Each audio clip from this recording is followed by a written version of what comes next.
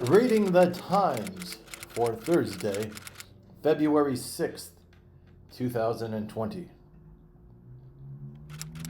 Trump acquitted of 2 impeachment charges in near party line vote. Senate votes to acquit President Trump in a pair of historic votes, 52 to 48 and 53 to 47. Senators acquitted President Trump of 2 charges: abuse of power and obstruction of Congress. The final shift in defenses by all but the most conservative of Mr. Trump's allies came just last week when the New York Times reported the first in a series of stories revealing that Mr. Trump told Mr. Bolton in August that he would not release the military aid for Ukraine until the country helped out with the investigations into the Bidens and other Democrats. What is President Trump accused of doing? I need to erase those. In Trump country, the resistance meets the steel curtain. In 2018, a strong year overall for Pennsylvania Democrats. Republicans mostly held the line in counties outside of Pittsburgh in last year's local elections, and some of the places that helped send Mr. Lamb to Congress. His district has since been redrawn, leaving several of those counties, including Washington County, in a more conservative congressional neighborhood. Republicans took control of one county government after another. David Ball, the vice chairman of the Washington County Republican Committee, agreed that local political sentiment had been blowing in his party's direction, driven by the people moving in to work in the fracking boom and the dwindling of the old Union faithful. Romney, defying the party he once personified, votes to convict Trump. Senator Mitt Romney of Utah never became president, but he earned a new distinction on Wednesday. He will be remembered as the first senator in American history to vote to remove a president of his own party from office. Ronna McDaniel, Mr. Romney's niece and the chairwoman of the Republican National Committee, said the president had done nothing wrong. The party was more united than ever behind him, and this was not the first time she had disagreed with Mitt. And President Trump himself tweeted a video attacking Mr. Romney as a Democrat secret asset.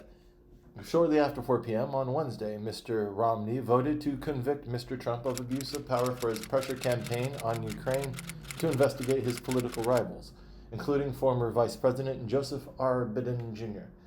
Attempting to corrupt an election to maintain power is about as egregious an assault on the Constitution as can be made, Mr. Romney said in an interview in his Senate office on Wednesday morning, ahead of the vote, and an afternoon floor speech in which he choked up as he explained his decision. What went wrong for Joe Biden in Iowa? After spending months meeting with candidates, the Vilsacs, who supported Mr. Biden in his first presidential campaign in 1987, informed Mr. Biden in a phone call that they would endorse him, impressed with his rural policy proposal, his empathy, and his capacity to take a punch. On January 2nd, Representative Abby Finkenauer, a Democrat who in 2018 had flipped an eastern Iowa district, endorsed Mr. Biden, signaling that candidates in the toughest races believed Mr. Biden was their safest bet at the top of the ticket. The specter of a possible conflict with Iran allowed Mr. Sanders to continually remind voters that Mr. Biden had approved the use of force in Iraq. A New York Times Siena College poll released late last month found that even in eastern Iowa, home to many white working-class voters with whom Mr. Biden expected to be strong, he was struggling. Kirk Douglas, a star of Hollywood's golden age, dies at 103. Kirk Douglas, one of the last surviving movie stars from Hollywood's golden age, whose rugged good looks and muscular intensity made him a commanding presence in celebrated films like Lust for Life, Spartacus, and Paths of Glory, died on Wednesday at his home in Beverly Hills, California. He was 103 years old. His son, the actor Michael Douglas, announced the death in a statement on his Facebook page. In short order came the Glass Menagerie, the screen adaptation of Tennessee Williams' play about a timid young woman who finds solace in her fantasies, with Mr. Douglas as the gentleman caller, Ace in the Hole, in which he played a cynical reporter manipulating a life or death situation. And also in 1951, Detective Story, based on Sidney Kingsley's play, in which Mr. Douglas played an overzealous New York detective who invites his own destruction. In his later years, he devoted his time to charity, campaigning with his wife to build 400 playgrounds in Los Angeles and establishing the Ann Douglas Center for Homeless Women for the treatment of drug and alcohol addiction. The Kirk Douglas High School, a program to help troubled students finish their education, and the Kirk Douglas Theater to nurture young theatrical artists. Johnson and BBC trade jobs.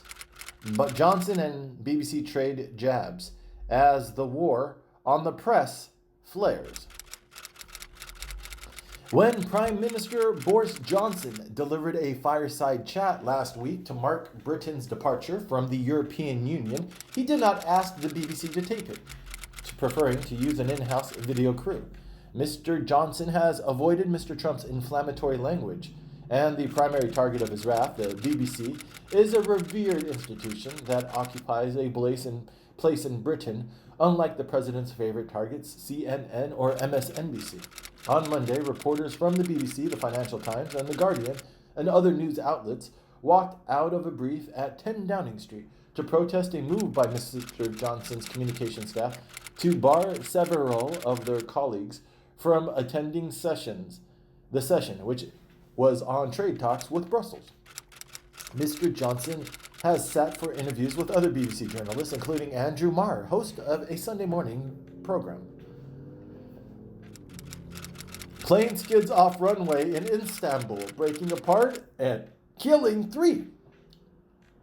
A plane skidded off the runway on Wednesday in Istanbul's Sabiha Gökçen airport, breaking apart and injuring dozens, the authorities said. The plane had 171 passengers and 6 crew members on board, according to Turkish news reports, and the airport shut down and diverted flights to Istanbul's other international airport. Turkish news media showed video of the plane having broken into at least 2 pieces with a clear break near the front of the plane. The nose appeared to be detached and a large crack in its midsection.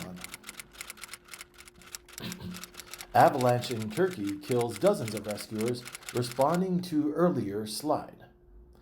2 avalanches in eastern Turkey have killed at least 16 people and left about a dozen others missing, as rescuers searching for survivors of the first slide were buried hours later by the second. As dozens of rescuers looked early Wednesday for victims still buried under the snow, another avalanche struck, killing at least 23 people, 8 soldiers, 3 village guards, 3 firefighters, 9 civilians who joined the rescue efforts, said Mehmet Emin Bilmez, the governor of Van province. The Turkish Interior Minister, Süleyman Soylu, said it was not clear how many people were missing because officials did not know how many civilians had joined the rescue effort.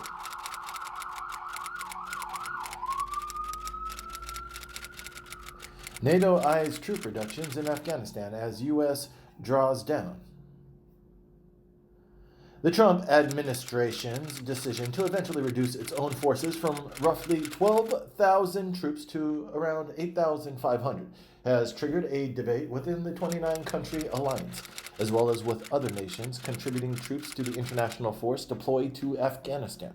Some allied officials argue that NATO can stave off large-scale cuts in its force, currently around 8,700 troops, as long as the United States does not cut its support forces, including maintenance troops, transport planes, and medical evacuation teams. As the Trump administration pushes to remake the American mission to focus more on combat, less on training Afghan security forces, the Pentagon could be pressured to cut back on those support forces. Afghan votes will be audited, extending months-long election crisis. More than 4 months after Afghans cast their vote for a new president, amid a raging war, the crisis over the election's results deepened as officials on Wednesday ordered a partial audit of a decisive share of ballots. After weeks of sifting through more than 20,000 complaints, the panel on Wednesday ordered a partial audit of nearly 240,000 votes from a roughly 1.8 million votes cast, essentially keeping the final results hanging in the balance. The Election Commission says the votes are legitimate, and the complainers are saying no. The votes are not legitimate, Mr. Roydar said. Inside the race to contain America's first coronavirus case. At the Snohomish Health District, the staff of 113 had poured 1,000 hours into coronavirus control since the patient's test was sent to the CDC over Martin Luther King Jr.'s birthday weekend. An account of the last 2 weeks at the Snohomish Health District, whose offices are festooned with messages like, "Immunizations, they're your best defense," and "Save a life, give your blood," offers a look at what may be in store for the nation's 3,000 local health jurisdictions in the weeks to come. Why had local health officials not released the names of the clinics where the patient had received care?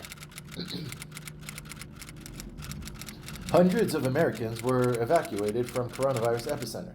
Now comes the wait. Back home in Neenah, Wisconsin, Miss Roth's husband, Sam, was glued to his screens, tracking the plane's progress online for hours, anxious for the flight arranged by the State Department to leave China, where the coronavirus outbreak has killed hundreds, and land in the United States. In some respects, a quarantine now was welcome. It would not go over well in Wisconsin if Miss Ross and the girls had been allowed to arrive in the community fresh off a flight from Wuhan, the sprawling epicenter of the outbreak, Mr. Roth said. Ying Chen, 61, who traveled to Wuhan from Dallas in January to visit her mother, was also on one of the evacuation flights. Her daughter, Jia Cheng-yu, said from Texas. China clamps down on coronavirus coverage as cases surge. Javier Hernandez, and so the prognosis was that the outbreak was controllable, that it was treatable, and that things would be okay. Michael Barbaro and Javier, what are you thinking about when you hear the Chinese government talking this way, saying that everything is going to be okay? Javier Hernandez, he told me he felt like the people weren't taking enough precautions, that the government wasn't being urgent enough. Javier Hernandez, you just hear people wondering whether the virus is ever going to be contained. Why the new coronavirus mostly spares children. Scientists may not be seeing more infected children because we do not have data on the milder cases, he said. No children died during the SARS epidemic in 2003, and the majority of the 800 deaths in the outbreak were in people over the age of 45, with more men at risk. Among the more than 8,000 cases of SARS, researchers at the Center for Disease Control and Prevention were able to identify 135 infected children in published reports. Losing track of time in the epicenter of China's coronavirus outbreak. Wuhan, a sprawling industrial center in central China at the heart of an epidemic that has affected more than 20 countries, is nearly 2 weeks into a state-imposed lockdown. The proliferation of the coronavirus and the government's draconian restrictions have given much of Wuhan, a metropolis of 11 million on the Yangtze River, the feel of a ghost town. After Wuhan officials silenced earlier talk of the virus outbreak as rumor mongering, many residents are skeptical about reassuring official message. Trapped on a cruise ship by the coronavirus. When is breakfast? Hidden away in her cab, Masako Ishida reckons she doesn't face much risk from the coronavirus that has stopped her cruise ship, forcing an onboard quarantine of 3,700 passengers and crew members in the port city of Yokohama. Miss Ishida, 61, is trying to see the bright side as she faces 2 long weeks stuck inside the ship. There wasn't much information, Miss Ishida said from the ship on Wednesday during a call via Facebook. Trump gives Venezuela's Guiado the embrace he wanted. The near misses fueled speculation that Mr. Trump had lost interest in support of the chief rival of Venezuela's leftist president, Nicolás Maduro, with whom Mr. Guido has been locked in years-long political stalemate.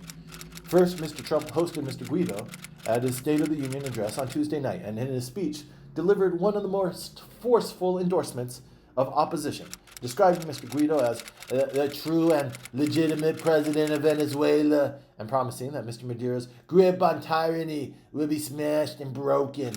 Mr. Trump met with Mr. Guido at the White House, which released photos of the 2 leaders walking together and of Mr. Guido in a separate meeting with the Vice President Mike Pence, possibly holding hands. Married women on the island of Jersey win control of their taxes. Lawmakers on the island of Jersey have approved scrapping a decades-old law that prevented married women from talking to the tax authorities without the permission of her husband or filing taxes under their own names, a mechanism described by a local senator as archaic. It's simply wrong that in the year 2020 our tax laws erases the identity of married women, Mr. Mezek said, according to British news outlets.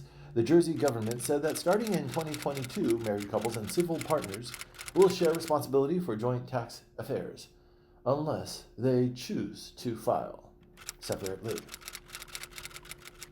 U.S. warns of sexual assault risk in Spain. The United States Embassy in Madrid has warned that Americans visiting Spain are at a heightened risk because of a rise in sexual assault in the country in recent years, a rare such countrywide alert for a European nation. The United States has previously issued travel warnings for España and other European countries over the risk of terrorism, particularly after a van attack on Barcelona's most famous promenade, killing 16 people in 2017.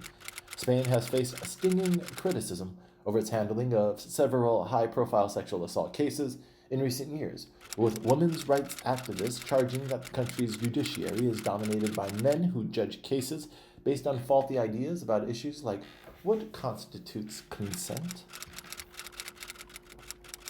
We went to the National Mall to ask Americans about impeachment.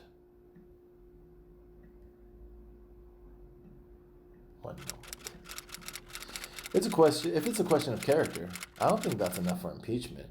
I don't think I'm really right-wing, but I just don't think they proved it. I do think that political favoring is wrong, but I think everybody does it. The vote is over. Let the contest begin. President Trump's acquittal after a fiery 3-week Senate impeachment trial provided him a moment of triumph, a sense of validation, a shot of momentum, anything but the finality he might want. While Mr. Romney generated much attention for his vote to convict, the fact that he was the only Republican to break with Mr. Trump was a powerful affirmation of the president's success at building brand loyalty within the party. What is President Trump accused of doing? Blah, blah, blah. Man, why do you repeat that on every article? The Trump fans who think impeachment was exactly what his base needed. Uniforms included Make America Great Again hats in every color. T-shirts read Keep Trump, Impeach Congress. Trump 2020.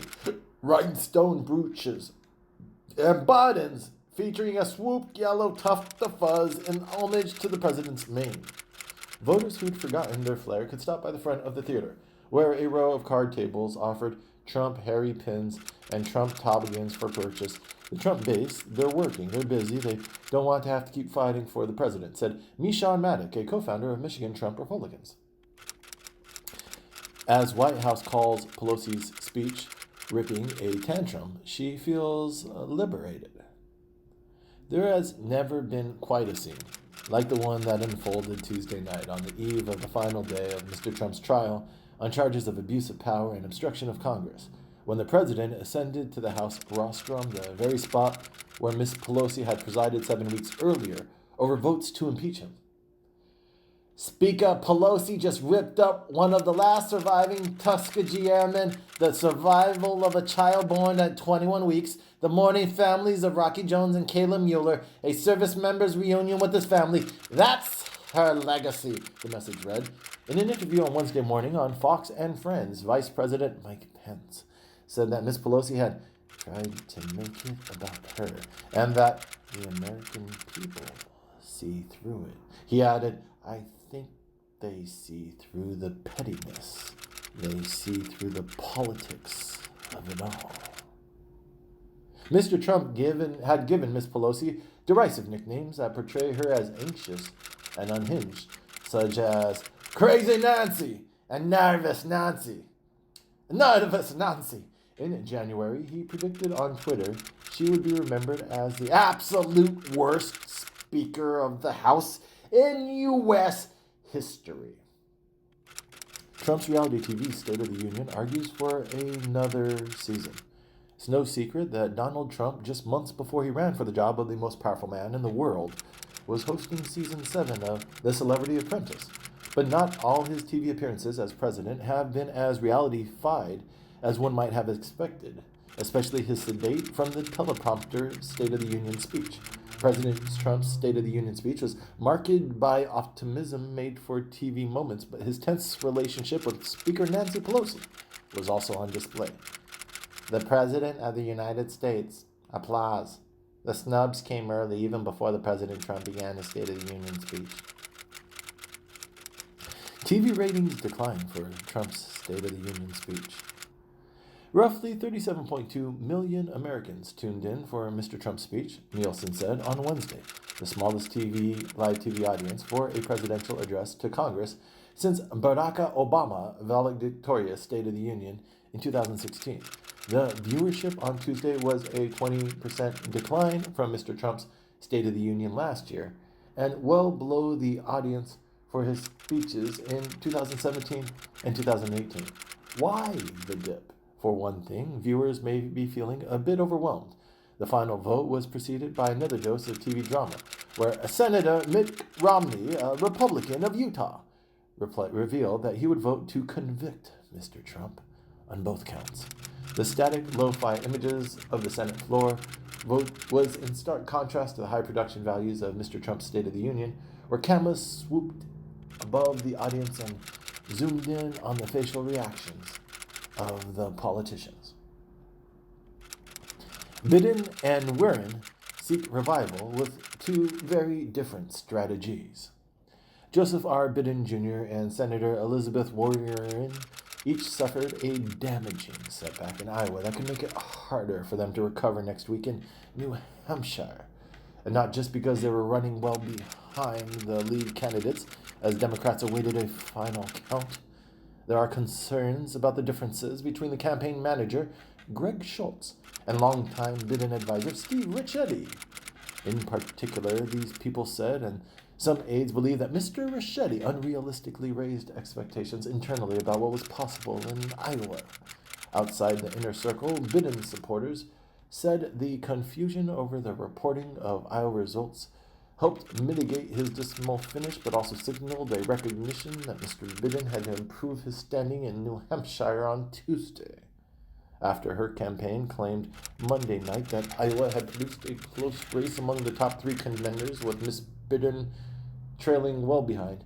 It became clear by Wednesday that Ms. Warren was running significantly closer to Mr. Biden than she did the top two vote-getters. Ripped to shreds! As Mr. Trump entered, Republicans in the chamber chanted, 4 more years! while he was awarded conservative radio host Rush Limburger the Presidential Medal of Freedom on the spot. They stood up and cheered. "Thank you, Rush!" Mr. Trump's critics also made their feelings clear. The first charge, abuse of power, failed on a vote of 48 to 52, with Senator Mitt Romney, a Republican, crossing party lines to support Mr. Trump's removal. Tim Murtaugh, the Trump campaign's communications director, tweeted a photo of Trump surrogates flying back from campaigning in Iowa. Trump administration freezes global entry enrollment in New York over immigration law. Although DHS would prefer to continue our long-standing cooperative relationship with New York on a variety of these critical homeland security initiatives, he wrote in the letter, this act and the corresponding lack of security cooperation from the New York DMV requires DHS to take immediate action to ensure DHS's efforts to protect the homeland are not compromised. The Trump administration has long taken aim at the state and, more specifically, New York City for sanctuary city policies that limit cooperation with ICE. But Mr. Wolf's decision to suspend enrollment for the programs turned what had mostly been a public relations campaign against local politicians into a punitive policy affecting possibly millions of New Yorkers. The administration had also taken aim against New York City leaders, mainly Mayor Bill de Blasio, for not allowing ICE agents to detain undocumented immigrants already in the custody of the New York Police Department. Investigations into 2020 candidates must be cleared by top Justice Department officials. While the department must respond swiftly and decisively to credible threats to the electoral process, we must also be sensitive to safeguarding the department's reputation for fairness, neutrality, and nonpartisanship, he wrote. No investigation into a presidential or vice presidential candidate, or their senior campaign staff or advisors, can begin without written notification to the Justice Department and the written approval of Mr. Barr.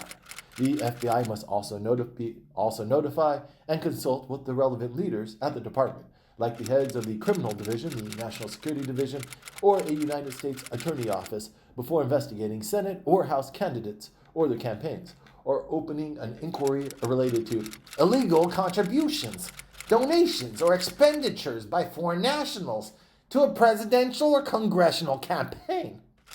Mr. Barr directed all department divisions and law enforcement agencies to review their existing policies regarding how they work with top Justice Department officials on potentially sensitive investigations, and to submit a report by April to the Deputy Attorney General. After a dozen deaths, Justice Department investigates Mississippi prisons.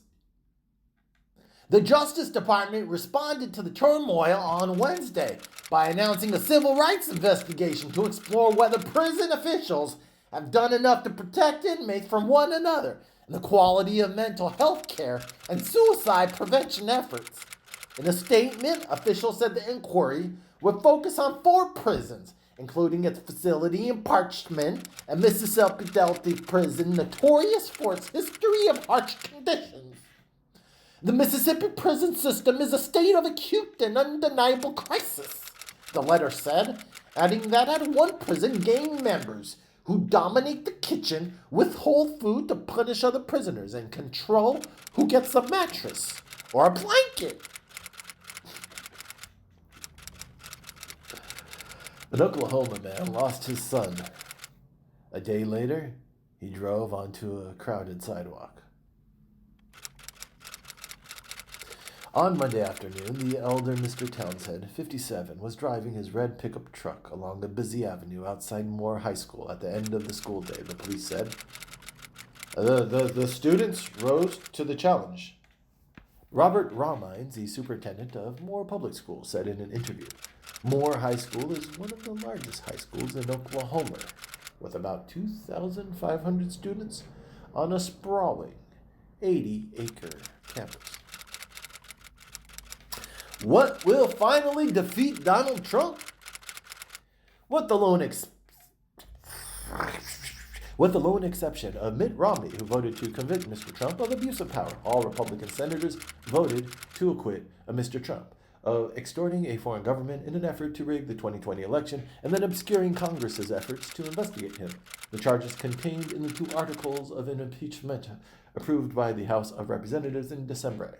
Against all evidence to the contrary, some Republicans claim Mr. Trump has been chastened by his impeachment. That's important, because the November election is a critical opportunity to defend the Republic through a straightforward expedient of voting Mr. Trump from office and thereby issuing an essential rebuke to the leaders of today's Republican Party. Think Trump learned a lesson?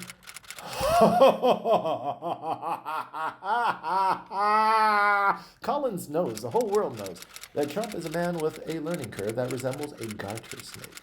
Many Senate Republicans settled on taking Trump's side with a teeny tiny nod toward objectivity. Nobody seemed to regard censure as a good plan, and Manchin voted to convict, depriving Trump of the chance to say he had bipartisan support.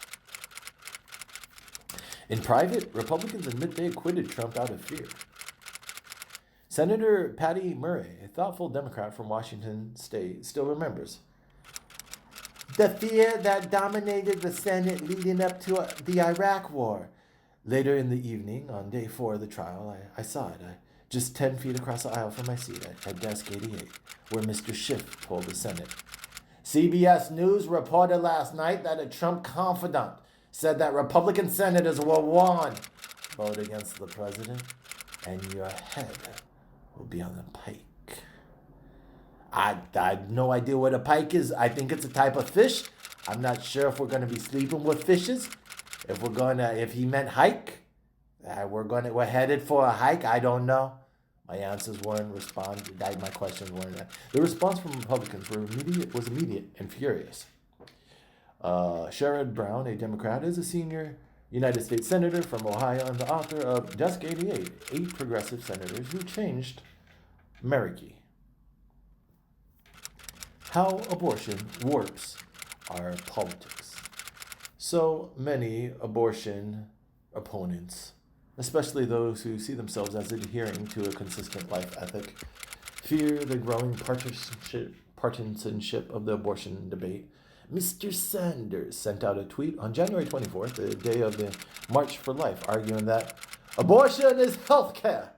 Ms. Warren had proposed an aggressive abortion rights platform and said on Twitter, abortion rights are human rights. In 2014, half of the women in America who had abortions live in poverty. And a 2005 Guttmacher Institute study found that approximately 1/4 of women who had an abortion said they did so because they could not afford to have the baby. Alice Mayhew taught me how to work with words. I made my living as a writer and an editor in New York since I arrived here in 1980.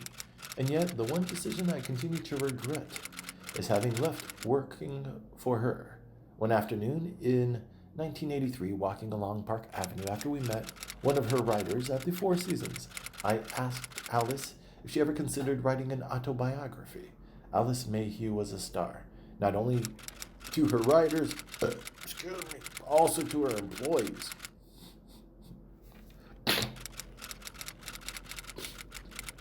It's over. Trump acquittal by the Senate.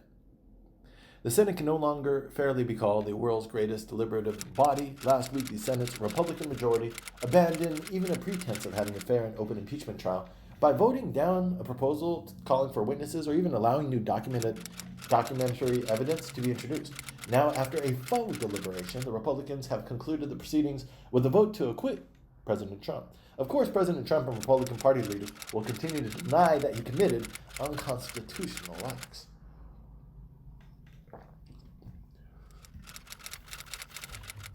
Nancy Pelosi literally rips Trump's speech apart. Regarding emboldened Trump, the state of our union is divided.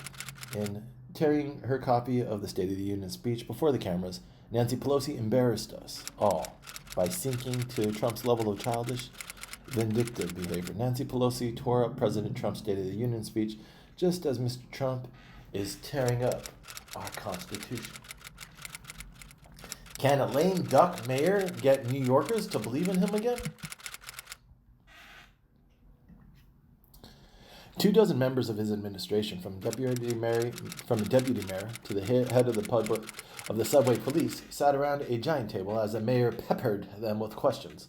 There's a perception, one that Mr. de Blasio and his aides brusquely reject, and some of the mayor's inaction is related to his work ethic. He appears to spend fewer hours at City Hall than his recent predecessors, holds fewer news conferences, and gives the impression that he does not particularly enjoy his job. While there are some things the mayor can do on his own, many city council members are searching for the next job, and little reason to work with the mayor. Weinstein trapped and assaulted model in bathroom. She testifies. The woman, Claudia Salinas, contacted Miss Young in February 2013, told her to bring a script to meet with Mr. Weinstein in a hotel bar in Beverly Hills, California. She was only 22. I was excited, Miss Young said as she testified at Mr. Weinstein's rape trial on Wednesday.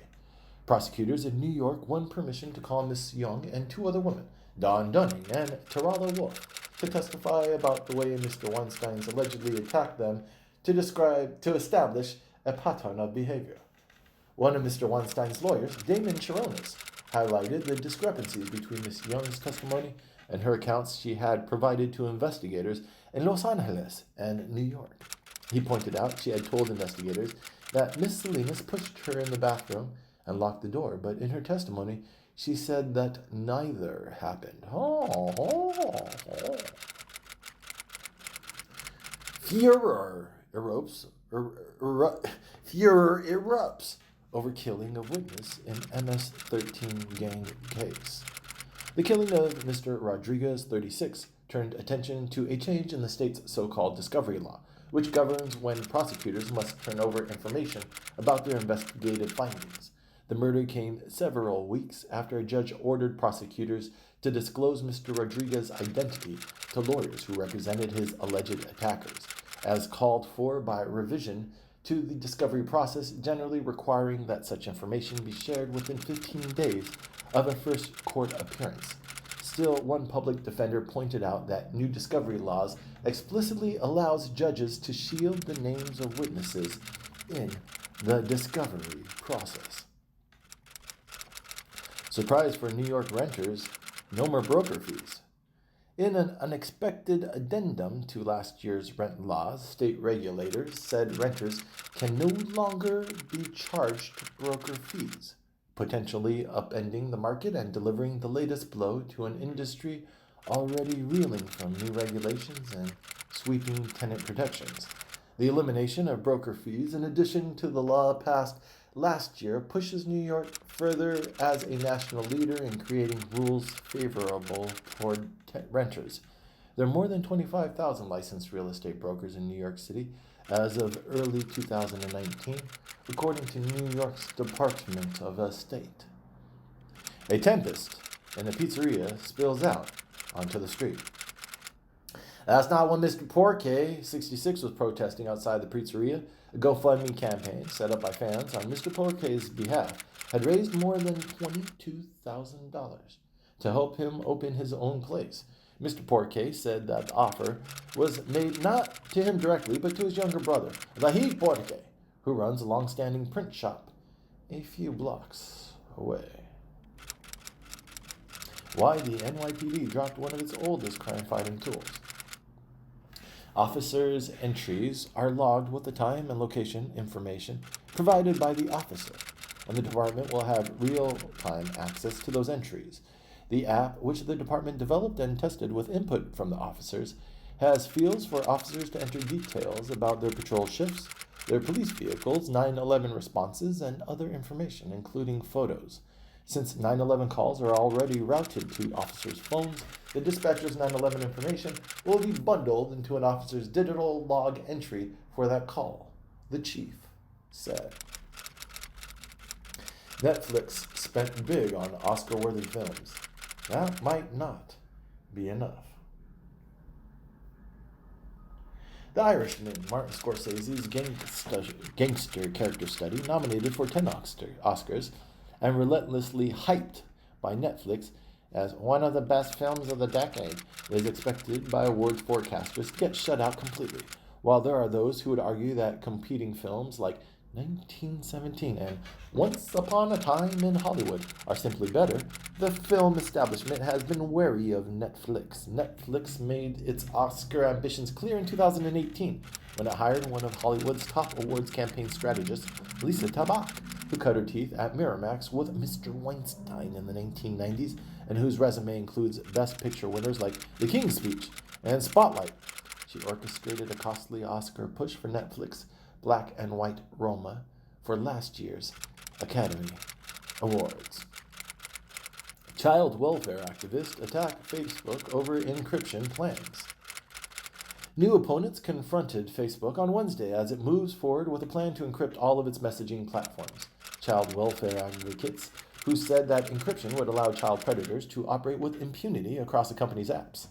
Last March, Mark Zuckerberg, Facebook's chief executive, announced that he planned to knit together and encrypt the company's various messaging services, including WhatsApp, Instagram, and Facebook Messenger. Once Facebook Messenger, the company's main source of such imagery, is fully encrypted, it will be nearly impossible for Facebook to detect such images. Facial recognition moves into a new frontier. Schools. The Lockport City School District turned on the technology to monitor who's on the property at its 8 schools, becoming the first known public school district in New York to adopt facial recognition, and one of the first in the nation. Robert Lee Puma, the Lockport City School District's Director of Technology, said he believed that if the technology had been in place at Marjorie Stoneham Douglas High School in Parkland, Florida, the deadly 2018 attack there may have never happened. I'm not sure where they are in school or even think I've seen them, said Brooke Cox, a 14 and a freshman at Lockport High School. Epoch Times, punished by Facebook, gets a new megaphone on YouTube. Late last summer, YouTubers began noticing a surge of ads for an obscure news outlet called the Epoch Times. Facebook caught the Epoch Times trying to evade its advertising transparency rules and barred it from taking out more ads. Mr. Gregory denied that the Epoch Times was linked to the BL. He said it had been started by the former head of the Epoch Times Vietnamese affiliate, with whom his paper has since cut ties. Stocks shrug off outbreak worries and reach new records. Such actions, which are typically viewed as supportive of risky assets such as stocks, are commonly referred to as a put from central banks, and they have been a key driver to the nearly 11-year-old bull market for stocks. The Federal Reserve, 3 rate cuts, and the expansion of the central bank's balance sheet, a byproduct of efforts to raise the level of bank reserves, was widely seen as a reason for a 28.9% rise in the stock market in 2019. Investors seem to be betting that even if the coronavirus weighs on growth, central banks will prop markets up with a further rate cut and capital injections. From January 20th to the end of the month, a sell-off stemming from the coronavirus wiped out the 3% gain in the market, the gain the market had notched through the first weeks of 2020. Now the market has recouped all of those losses, with the S&P more than 3% higher in 2020. The Super Bowl's real winners was Bill Murray. The rankings help extend the promotional aspect of the Super Bowl, which includes the fanfare around the halftime entertainment and the weeks-long process of teasing game-time commercials. A similar measurement by the video ad technology company Unruly declared Google's tearjerker about the most effective commercial of the game. Long after the current crop of commercials has been forgotten, the companies that come up with the list of top ads often use the rankings to promote their proprietary metrics. Disney chairman apologizes to PTA, asked to pay a fee after Lion King screening. Trish McDermott, a spokeswoman for Berkeley Unified School District, said the school had an increase in donations since news about the licensing fee became public, and it would use the money to pay the $250 fee for showing the movie. Elementary school PTAs in Berkeley and throughout the state hold small fundraising events to contribute additional revenue to the school budget. Who wants to hear an unbelievable story about how Disney is essentially fining Berkeley Elementary School PTA $250 while reaping millions of dollars through a corporate loophole that has decimated public schools across California? Miss Drost wrote. Bernie Madoff says he's dying and seeks early prison release. Bernie L. Madoff, the mastermind of the largest Ponzi scheme in history, said in a court filing on Wednesday he was dying and asked for an early release from prison. Mr. Madoff, 81, has less than 18 months to live after entering the final stages of kidney disease, the filing said. In September, Mr. Madoff filed a separate petition for an early release. Trump called for paid family leave. Here's why few Democrats clapped. In the State of the Union, Mr. Trump called paid parental leave for federal workers, a Democratic initiative he signed into law in December, a model for the rest of the country. But it has almost nothing in common with any of the paid leave bills in Congress, including the one he endorsed. In 8 states and the District of Columbia, paid leave has been financed by a small payroll tax increase paid by employers and employees. Under the Democrat-backed Family Act, an average worker would pay an additional $120 in annual payroll taxes, and if they took leave, would receive $9,920 for 12 weeks. According to an analysis by Vicky Szabo, a senior fellow on paid leave policy and strategy at New America, a left-leaning policy group. U.S. trade deficit shrinks, but not because factories are returning. The overall United States trade deficit shrank last year as American economy cooled, and President Trump waged an aggressive global trade war to rewrite America's trading terms. While the falling trade deficit can be a sign of a growing economy, the measure can fall for a variety of other reasons, many of them unrelated to trade and not all of them positive. Ms. Yellen said that Mr. Trump and some of his advisors see the trade gap as a symptom of relationships being unfair. But for many economists, a country's overall trade deficit with the rest of the world just means that the country is spending more than the output it can produce. Just means that the country is spending more than the output it can produce itself, she said.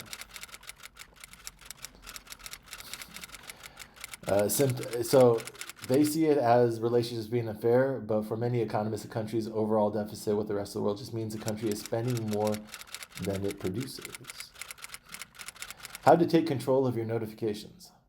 Just look for notifications or apps and notifications. In the notification setting, look for a list of apps and select the one that you want to change. On an Android phone's apps and notification screen, tap an app's icon to get to its app info page.